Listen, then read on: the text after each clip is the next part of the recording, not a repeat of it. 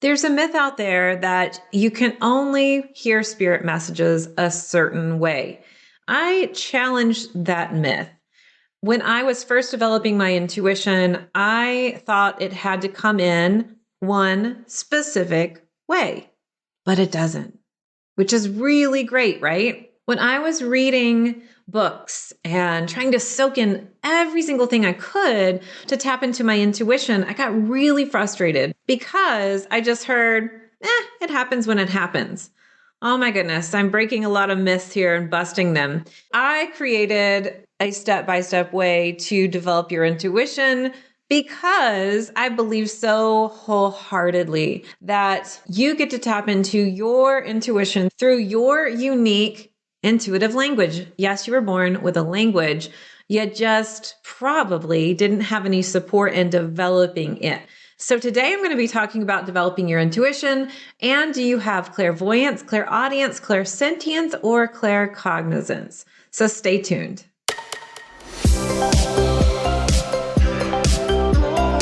Welcome to Spiritual and Ambitious. I'm your host, Whitney McNeil. I'm a certified medium and spiritual teacher, and I help spiritual and ambitious souls just like you live your life purpose through your career and attract abundance by connecting into your intuition and spirit guides. Let's get spiritual and ambitious.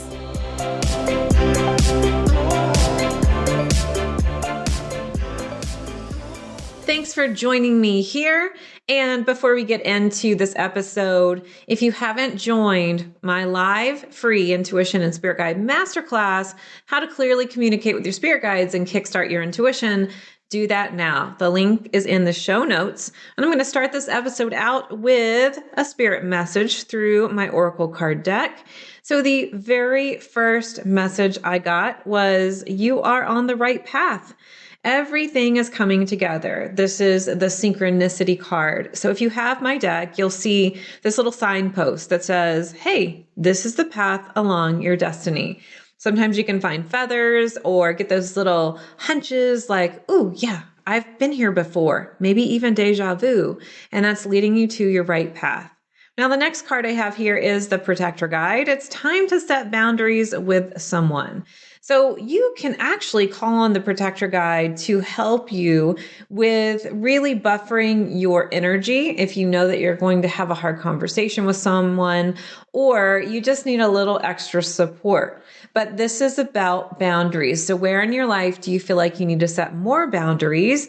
I love the Protector Guide, and I definitely talk about this guide inside of my program. And then the last card I have here for you is Fire.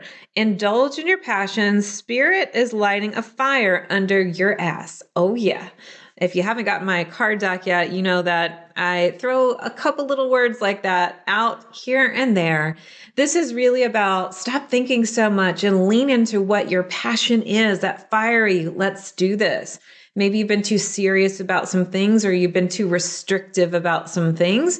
Fire is here to tell you, indulge in that passion. And we are giving you all the signs and signals to say yes and go forward. So you might start to feel a little bit of a fire literally under your ass, kind of like, go do this thing now. And you're like, wait a minute, I don't even have a plan. And Spirit's like, just go do the thing now. Well, that's your intuition. Your spirit guide's giving you a message through it, so it's time to do the thing. Okay, so let's talk about developing your intuition. How do you do it? What does that look like? When so many people start out developing their intuition, they will seek out all the free kind of things. So listening to meditations, grabbing some books, looking at YouTube videos, listening to this podcast, which is great. These are great places to start. But when you start really getting serious about it, you realize that you need more help and more support, which starts to move into, I need to commit. I need to commit to a class, or I need to really commit to have some consistency. So many times we're taught that spiritual things should be free. And while there are great resources out there for free things, just like this podcast, it's not necessarily the best way, because you want to make sure that you've got everything in one spot and that you're not questioning. When you're trying to piece so many different things together, you can get really confused because one teacher says this and one teacher says that, and you might be trying so many different styles at one time. One of the things I've noticed is a lot of the curriculum out there will be lacking in step by step because spirit is very flowy and fluid. But I like to demystify it and put it into a step-by-step way so that you don't have to question. That was one of my big concerns. I'm like, am I doing it right? What happens when I open my intuition? Am I going to invite everything in? Am I going to feel bombarded by spirit? What the heck do I do? So let's talk about it. One, I highly recommend that you seek out a mentor so that you can get your questions answered. I think that is really important. And also finding support with a community that gets you and that supports and encourages your intuition development too. Sometimes it can be challenging if your family or your friends really don't support you. So finding a community to help you, I think, is really very important. The next thing I'll tell you too is consistency. So not willy-nilly, hey, I'm just going to connect to my intuition or assume that it happens when it happens. Oh no. If you want to develop this air quotes here muscle, then you need to be doing this consistently, talking to your spirit guides, consistently doing intuitive exercises to make sure that what you're getting is indeed real. One of the things I tell my students inside of 4 Intuitive Languages is to please make time for your guides, 5 to 15 minutes each day. Tell them what's going on, clear your mind, and then receive your messages. Now, we do all of this inside of 4 Intuitive Languages, and I'll link to it in the show notes. But for now, I want to talk about the different ways that spirit can give you messages. So what happens? You're telling them, you're talking to them what you need help with, what you would like to know a little bit more about with topics in your life, such as relationship, career, health, things like that. And then you clear your mind, and then what happened? Well, there are 4 main intuitive languages, and P.S., there are some bonus ones too. But the one that is highly known, talked about in movies, clairvoyance. I call this the seer intuitive language. So when you are receiving messages through clairvoyance, it can look really different than what you might expect. Sometimes we think in clairvoyance, we're going to see this very clear spirit person right in front of us, which can, by the way, lead to tons of fear and running away from this ability, which I totally did. I actually did see that clear person sitting on the edge of my bed, ran away from my intuitive abilities for years, and then finally got back on my path, and now I'm teaching it. So it's okay if you feel like you ran away from it. You can get back on this boat here. But clairvoyance doesn't have to look like that. One of the key indications that clairvoyance is opening is when you start to see these little flashes out of the corner of your eye. And this happens especially when the room is dark or dim. And it just kind of happens when you're not looking straight at it. It's like, oh, out of the corner of my eye. Why does it happen this way? Well, one, these are what we call spirit lights. And spirit is trying to get your attention. Hey, I'm here. Do you see me? This is the easiest way that we can know that spirit is with us without us freaking out, because it's just a little flash of light. A lot of times people refer to them as orbs. They happen when your lights are dim in your room because the third eye, which is where you're receiving your clairvoyant messages, your third eye is photosensitive. So the darker the room, the easier it is to pick spirit out of the crowd, because this way spirit has full attention. Now, this happens a lot too when the TV's on in a dark room. It's dim enough for this to happen. It's a little bit harder to recognize them when the lights are fully on. So it's easier to see this. So the more that you pay attention to these lights, the more that that third eye can open up and your clairvoyance awakens. Now, it doesn't have to happen with your eyes open either. This can happen when your eyes are closed and you're meditating and you get colors or images, faces, and names that appear. You might even see images from what happened throughout your day. This is your clairvoyance opening. Now, does everyone have clairvoyance? No. Can everyone develop clairvoyance? Yes, absolutely. So we are born with a unique energetic imprint. Think of it as an energetic superhighway. So your spirit guides are saying, hey, we're going to give you your messages the easiest way possible.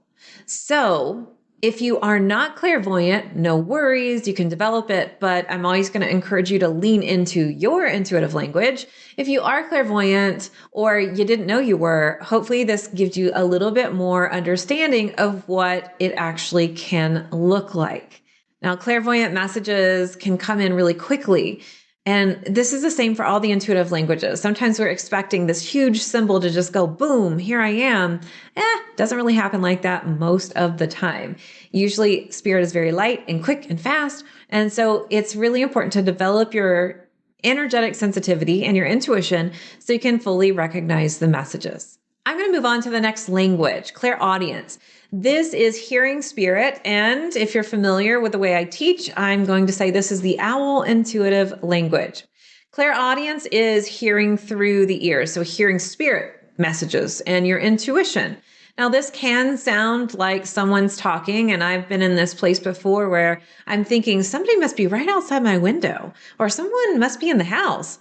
Nope, nobody there. My husband and I have heard some sounds in our house before where we hear somebody cough or we hear somebody say something and we both look at each other. Now, just so you know, I live out in the country on top of a mesa where there are no neighbors around that are that close. So it was a little like, what? That's one of the ways I know, oh, it's time to clear the house and I need to call on my protector guide and my doorkeeper. You know, the protector guide, because that was your message for this episode. So people who are clairaudient, though, most of the time will receive their intuitive messages like they're talking to themselves in their head. Yes, you know, when you're reading a book, well, it sounds like your inner reading voice. So this is where people really start wondering, did I just make that up or was it in fact real? Yes, this is one of those issues. One of the tips I'll say is that most of the time, your clairaudient messages are going to come in so fast that you don't even have time to process it, that you wouldn't even have time to process a thought, to think about it. And so the more that you can recognize your clairaudient messages this way, the better. Now, this might sound like a yes or a no or a name, or maybe you hear a full blown sentence. You might not even hear words. It could be a sound like ding, ding. That means yes, or ringing in your ears. Now, of course, please get your health checked out if you do have ringing in your ears or you're hearing other people talk to you all the time. But what I am saying here is it's kind of like this little sign. I actually have a friend who, when she's on Zoom calls, will hear birds and she'll say, oh, do you have birds right outside your window? And the other person says, no. And she'll say, oh, well, that was my message from spirit. Yes, what you're saying right now is an intuitive message. So it can sound really different for each person. Now, is everyone clairaudient? No. Can everyone develop it? Yes. It really just depends on how your energy is made up. Again, I'm going to encourage you to lean into your native intuitive language and how you were designed. But once you work with a specific spirit guide, you can actually increase your energetic sensitivity and develop some of these too. Now, the clairvoyant messages and the clairaudient messages, they are governed by our third eye chakra. And so you might tend to get messages into another intuitive center, which I'm going to talk about when we come back after this really quick break. As a professional psychic medium, I've done tens of thousands of readings, but I felt a call to move more fully into teaching intuition. But I still get so many requests about doing readings. So while I don't do readings anymore, I have brought in some very trusted colleagues who are now available for live 1-hour readings on Zoom. If you would like to book your psychic medium reading, go to messengerofspirit.com/appointments to see our available readers and schedule your Zoom reading today. Thanks for hanging out with me during the break. We've been talking about clairvoyance and clairaudience, and now we're going to start talking about another intuitive center. So we have our third eye chakra, which really governs clairvoyance and clairaudience. And so if that's been the way that you've received messages, that's how your energy is mostly designed. Now, if you are like, I have never gotten any kind of clairaudient or clairvoyant message, Whitney, then let's talk about these other two. You may be receiving messages through your solar plexus chakra. And if so, then you might be one of these intuitive languages. One of these languages, I call it the empath, intuitive language. This is where you receive messages through clairsentience. So when I say empath, you probably are thinking highly sensitive person. Oh, I'm really picking up on people's emotions and feelings.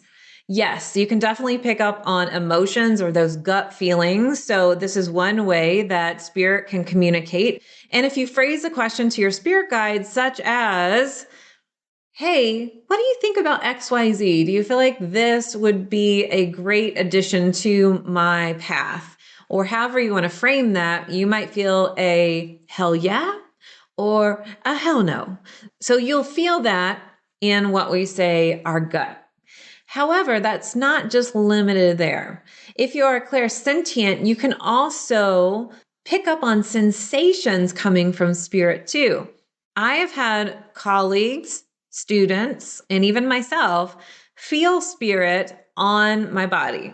So sometimes people feel like their hair is being blown or someone's kind of rustling the hair. Sometimes you might feel tingle sensations throughout your body, or you'll get a wave of heat or cooling sensation that doesn't last a long time. So you might start getting sensations. So when you're trying to feel into your yeses or your nos, you actually might start to notice that on one side of the body, you get the tingle or some sort of tapping or some sensation for a yes. So maybe your yeses are on the right side and your no's are on the left side. Or perhaps you just get a sensation for yes and you get nothing for a no. So working with your spirit guide team can be really helpful for you to develop this sensitivity. And empaths will look very different. There are some people who will just automatically feel something in their body and feel like, wait a minute here, I don't know if this is mine or someone else's. And there are also empaths that will really know and sense, whoa, this energy is coming in from someone else. Now, this is something that you can develop and you can work on. And it's something that I talk about in my Four Intuitive Languages program with your aura bubble up. I think that's really important. Now, is everybody an empath? Absolutely no. Can people be an empath and develop it? Yes. This is another language that you can develop. Now, if you already receive messages this way, then this next intuitive language is probably going to be easier to develop because it comes through the same chakra. And that's something I've noticed. If you're a clairaudient, by the way, you will most likely be able to develop your clairvoyance a little bit more easily. If you're clairvoyant, probably going to be able to develop your clairaudience a little bit more easily. If you're an empath, then you will probably develop the channeler intuitive language more easily and vice versa, which is the next intuitive language. So the channeler, that's claircognizance. So we think of claircognizance as a clear knowing that just pops in from, we think sometimes out of the blue. However, the claircognizant is so connected to spirit, they experience messages internally, and it can be really challenging for them to understand if it is intuitive or not. Most of the time, because intuition's taught so heavily with the other three languages. Claircognizance is this intense knowing, and we didn't really know where it came from. That's a ding, ding, ding hint that that's coming in from your intuition and spirit. But your body just reacts based off of a knowing or based off of energy. So the claircognizant also experiences intuitive messages literally in their body. And here's an example. I was coming up with a marketing plan and I had previously felt really great about it. And by the way, I still do. I just know that the plan I had wasn't right with the timing. So I felt really heavy. I was so drained. I was so tired for 3 days. And I thought, oh my gosh, I have to take action on this marketing plan or it's never going to get done. Finally, I had the thought of, holy shit, Whitney, you know that you teach this stuff. And guess what? This means that this is not the way to go. It took me forever. Sometimes as a teacher, I teach this and then it's like, oh yeah, duh. Like, of course, don't be too hard on yourself. Sometimes with a channeler, it's like, oh my gosh, of course, this is the message. And it might just hit you a little bit later. So your body can feel like, I'm tired. I am not moving. Like if you're trying to go down a path, this could happen literally. And it actually happened with me on a hike where I just couldn't get my body to move forward and I had to go down another path.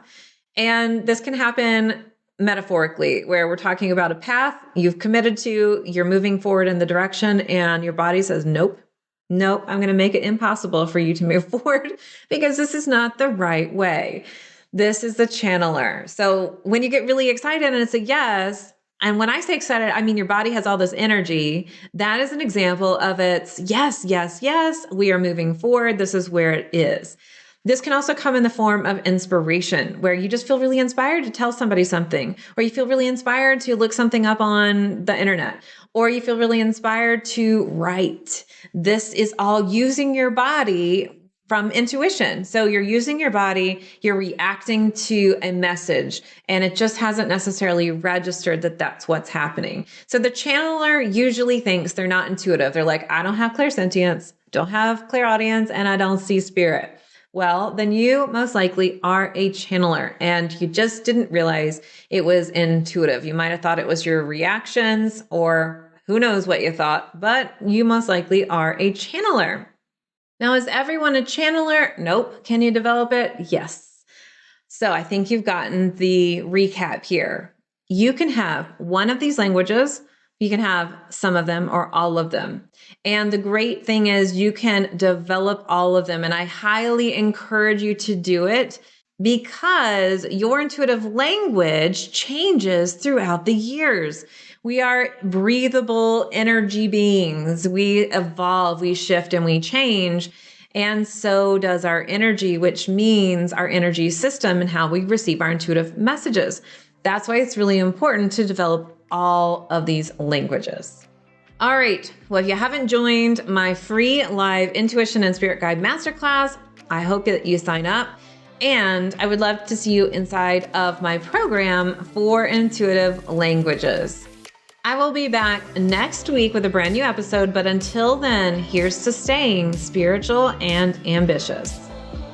Thanks so much for listening to this episode. And if you loved it, would you please share it with a friend? I would also love your review and a reminder to subscribe so you never miss an episode. You can find me at messengerofspirit.com and you can take the 4 Intuitive Languages quiz and find show notes there too. If you want to connect on YouTube, Facebook, or Instagram, you can find me at Messenger of Spirit. If you want to continue the conversation, join my free Facebook group at messengerofspirit.com/group. I'll meet you right here next week. Here's to staying spiritual and ambitious.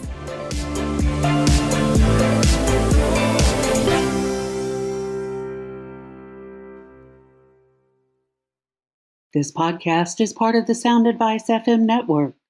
Sound Advice FM. Women's voices amplified.